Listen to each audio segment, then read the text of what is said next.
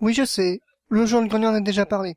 Mais seulement voilà, après mon incursion sur le jeu Pax Corpus, j'avais décidé de jeter un petit coup d'œil sur le jeu Virus. Évidemment pas le genre lui-même parce que je pense que vous le connaissez, et que vous refaire une énième vidéo en mode Ah là là, qu'est-ce que le jeu est pourri, oh mon dieu, c'est nul, ah là là. ne serait de toute façon pas du tout intéressante puisqu'on sait déjà le résultat final. Mais, et comme à chaque sujet qui m'inspire, le plus intéressant c'est de savoir comment on en est arrivé là. Virus It Is Over est avant tout l'adaptation du film Virus sorti la même année, un film réputé pour être une sacrée bouse. Puisque l'histoire principale est qu'un virus cosmique s'abat sur Terre, dans le but de terrasser le seul véritable virus, l'être humain. Un scénario très con mais qui ne nous vient pas de nulle part.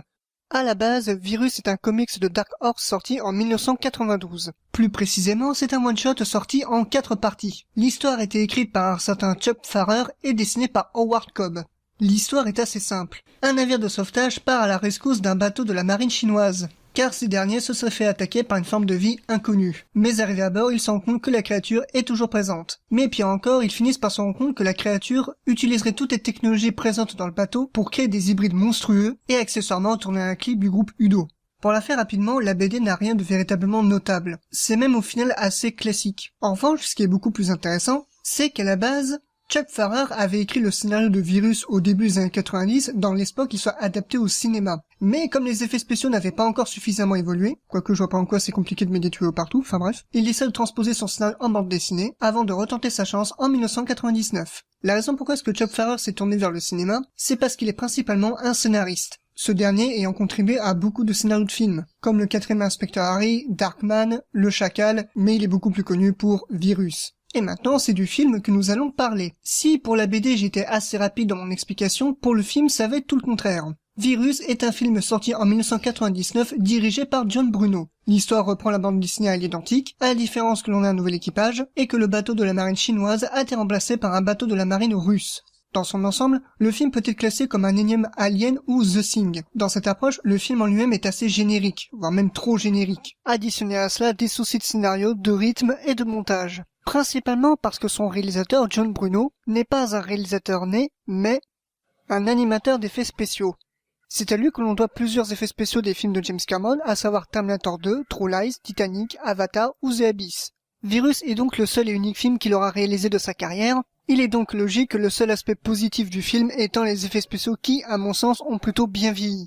Après, ce n'est pas le cas du reste. Dans sa globalité, le film Virus est assez moyen, puisqu'évidemment le tournage a été chaotique. Jamie Lee Curtis, qui a le rôle principal, déclara que Virus est certainement le pire film de sa carrière. Elle aurait même tenté à plusieurs reprises d'essayer de faire virer le réalisateur au vu de son incompétence. Pour vous dire, énormément des dialogues du film furent complètement improvisés. En fait, quasiment tout le film est improvisé, comme si John Bruno ne savait maîtriser uniquement que les effets spéciaux et pas le reste. Puisque pour donner un autre exemple, il n'y avait même pas de direction d'acteur. Puisqu'à la différence de Super Mario Bros le film, dans Virus, les séquelles se voient parfaitement à l'écran. On a par exemple Donald Sutherland qui ne se sent absolument pas concerné par le film. Et en termes de montage, on peut passer d'une scène bourrée de tension à une scène complètement calme subitement. Et de par ses soucis, le film est quelque peu compliqué à apprécier. Et d'ailleurs en globalité, je trouve que le film est plutôt moerf. Mais dans tout cela, il n'a pas fallu beaucoup de temps pour qu'un jeu vidéo soit en production. Et pourtant, bien que le fait que le jeu soit l'adaptation du film, il ne possède pas du tout la même histoire. La raison à cela est que Cryo Interactif se sont rendus compte que créer un jeu où l'action se déroule dans un bateau serait trop limité. Ils ont dû donc créer une nouvelle histoire. L'idée du bateau sera gardée, mais comme niveau final. Le jeu nous fait prendre le contrôle de Johan, agent de police, qui doit retrouver son frère Thomas disparu en mer. Et outre le fait aussi qu'une autre forme de vie est en train de tout saccager. Je n'aurai évidemment pas besoin de vous rappeler quels sont les défauts principaux du jeu Virus It Is Over. Au départ, je pensais que les soucis qu'avaient rencontrés les développeurs étaient pareils que Pax Campus. Mais la seule information que j'ai trouvée concernant le développement du jeu explique absolument tous les problèmes. Virus It Is Over n'est qu'une bêta. Ce n'est absolument pas une plaisanterie.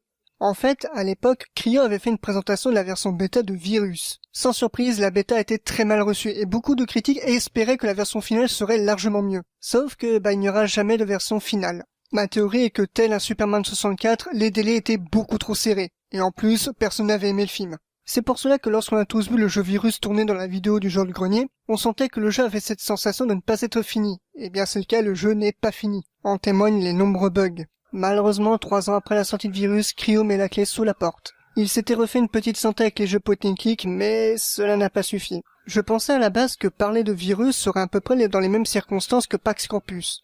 Mais à la différence, c'est qu'avec Virus, les développeurs ont vite laissé tomber, puisque le jeu est le témoignage de la fin de vie d'une entreprise.